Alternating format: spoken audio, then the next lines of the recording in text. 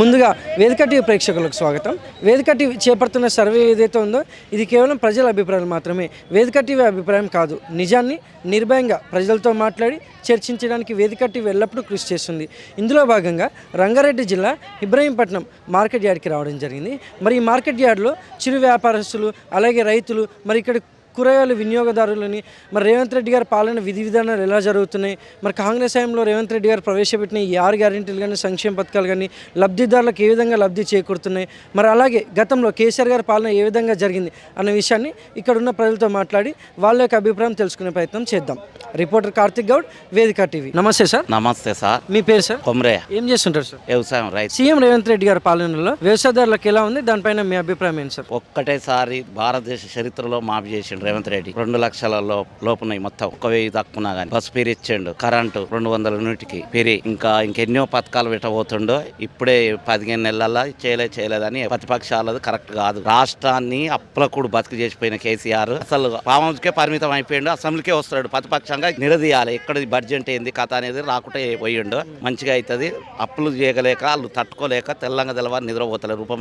ముఖ్యమంత్రి మామూలు కష్టపడతలేరు రైతుల కోసం. అన్ని ఒక్కొక్కటి అన్ని ఓకే అయిపోతాయి. మంచి పరిపాలన అవుతుంది. రాష్ట్రాన్ని మొత్తం దోసుకొని తిన్నది టీఆర్ఎస్ గవర్నమెంట్ ఉన్నప్పుడు. దాన్ని ఒక్కొక్కటి చేసుకొస్తుండు. 20,000-2,000 చిల్లర కోట్లు మాఫీ చేసిన చరిత్ర ఏ రాష్ట్రంలో లేదు. అంత పెద్ద అమౌంట్ మాఫీ చేసిండంటే మామూలు విషయం కాదు. 2 లక్షల అవతలు ఉన్న వాళ్ళే కొంతమంది బాధపడుతున్నాం. అది కూడా ముఖ్యమంత్రి దృష్టికి పోయి మాఫ్ చేయాలని కోరుతున్నాం. మరి ఇలా చూసుకుంటే గతంలో కేసీఆర్ గారి పాలనపై మీ అభిప్రాయం ఏంటి సార్? కేసీఆర్ ఉన్నప్పుడు 4 మాట మిత్తి కిందనే పోయినాయి. ఇప్పుడు మాఫీ విషయంలో 100 ఎకరాల కేసిండు. ధనవంతుల కేసిండు. డబ్బు రాష్ట్రం వెంకబడిపోయింది. ఇప్పుడు ఇందిరా మిన్లు కానీ ఇప్పుడు వచ్చే పథకాలల్లో పేదోళ్ళకి చెందాలి.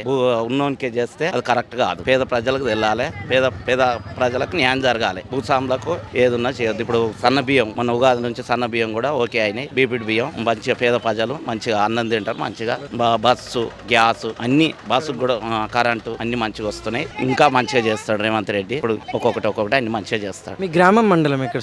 మంచాల్ మండలం, మా తిప్పాయగూడెం. ఇబ్రహీంపట్నం ఎమ్మెల్యే గారు మల్రెడ్డి రంగారెడ్డి గారు ప్రజల్లోకి వచ్చి వారి సమస్య తెలుసుకుని పరిశీలిస్తుంటారంటారు. ఇప్పుడు అసెంబ్లీలో కొట్లాడుతున్న మినిస్టర్ కోసం రంగారెడ్డి జిల్లాలో 3-4 గెలిచారు. వాళ్ళకు మాకు మినిస్టర్ కావాలి. అన్ని జిల్లాలకు మినిస్టర్ మల్రెడ్డి రంగారెడ్డి మినిస్టర్ కావాలి. డెవలప్మెంట్ నియోజకవర్గం కావాలి. ఉన్న 15 ఎమ్మెల్యే ఒకనాడు అసెంబ్లీలో మాట్లాడంగా ఇనలేదు. అంత ఇప్పుడు గట్టిగా ఇస్తుండు. ఇక తోటి కానీ కొట్లాడుతుండు. ఇంకా మంచిగా పనులు చేస్తాడు మల్రెడ్డి. రాజకీయ అవగాహన ఉంది. పేద ప్రజలు అంటే ఏందో మల్రెడ్డి రంగారెడ్డి చాలా తెలుసు. అందుబాటులో ఉంటాడు. ఎప్పటికప్పుడు ఫోన్ చేస్తే లేపుతాడు. Thank you sir. నమస్తే సార్. నమస్కారం అండి. మీ పేరు సార్? నా పేరు శ్రీనివాస్. ఏం చేస్తుంటారు? నేను మామూలు డ్రైవింగ్ చేస్తాను. గ్రామం మండలం? తిప్పాయగూడ, మంచాల మండలం, తిప్పాయగూడ గ్రామం. సీఎం రేవంత్ రెడ్డి గారి పాలన విధానంపై మీ అభిప్రాయం ఏంటి సార్? వాస్తవానికి చెప్పాలంటే గతంలో చూసిన కంటే ఇప్పుడు చాలా బాగుంది. ఎందుకంటే లేడీస్కు ఫ్రీ బస్సు కానీ, ఇప్పుడు మన ఏది రైతు బంధు కానీ, ఇంకోటి 2 లక్షల రుణమాఫీ కానీ, ఇది మెయిన్గా చూసుకుంటే రైతులకు ఉపయోగపడే విధంగా కొంచెం కష్టపడుతుండు. కాకపోతే ఇంకొద్దిగా చేయవలసింది ఉంది.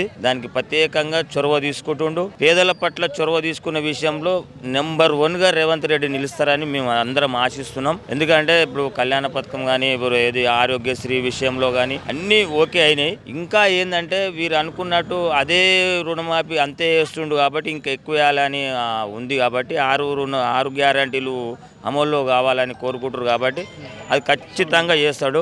ఈ వచ్చే ఏడాది పరిపాలన అయ్యింది. ఇంకా 4 సంవత్సరాలు బాకీ ఉంది. వీళ్ళు 10 ఏళ్ళు చేసిన గంతే ఉంది. ఈ సంవత్సరం చేసిన రేవంత్ రెడ్డి గారు గంతకే వస్తుండు. కాబట్టి ఖచ్చితంగా చేస్తారనే నమ్మకం మా గ్రామాలలో మాత్రం ఖచ్చితంగా ఉంది. గతంలో కేసీఆర్ గారి పాలనపై మీ అభిప్రాయం ఏంటి సార్? ఇక కేసీఆర్ పాలనపై అభిప్రాయం చెప్పాలంటే మాకు తెలియలే. వాస్తవానికి మింగిన కేసీఆర్ మంచోడే అనుకున్నాం. ఇప్పుడు రేవంత్ రెడ్డి వచ్చి ఇవన్నీ చిట్టాలు ఇప్పే వరకల్లా ఓహో ఇట్లా చేసిండా అని చెప్పేసి మాకే ఇప్పుడు ఊర్లకిన అందరూ ఇప్పుడు సోషల్ మీడియా అయింది కాబట్టి కొంచెం ఆల్రెడీ అవగాహన వస్తుంది. ప్రతి ఒక్కరు చేతిలో ఫోన్లు ఉన్నాయి కాబట్టి ఒక్కొక్క చిట్టా ఇప్పుతుండు రేవంత్ రెడ్డి. బట్టి మీకు వీళ్ళంతా అసెంబ్లీలో మేము చూస్తున్నాము. వాళ్ళు చేసే మోసాలుగినా ఇంతో అంతా మేము చదువుకున్నాం కాబట్టి మాకు తెలుస్తుంది. తెలియని వాళ్ళకిన ఇప్పుడు బాగా ప్రజలలో అవగాహన అయిపోయింది. ఇక ఆయన చేసిన అప్పులకేదో మిత్తిలు కడుతున్నట్టు రేవంత్ రెడ్డి గారు. మరి ఆ మిత్తిలే కడుతుంది కాబట్టి కొంచెం టైం పట్టవచ్చు ఇంకా చేయనికే. మొన్నకి ఇప్పుడు కరెంటు బిల్లు నాకైతే నేను ఇప్పటిదాకా ఇప్పుడు కరెంటు బిల్లు ఇప్పుడు మళ్ళీ అందరికి కరెంటు బిల్లు ఉచితమేనా, ఫ్రీ బస్ ఆరోగ్యశ్రీ ఇంకేం చేయమంటారు? ఇంకా అన్నీ ఓకే. నాకు తెలిసినంత వరకు అయితే Revanth Reddy is the very good CM. Thank you sir.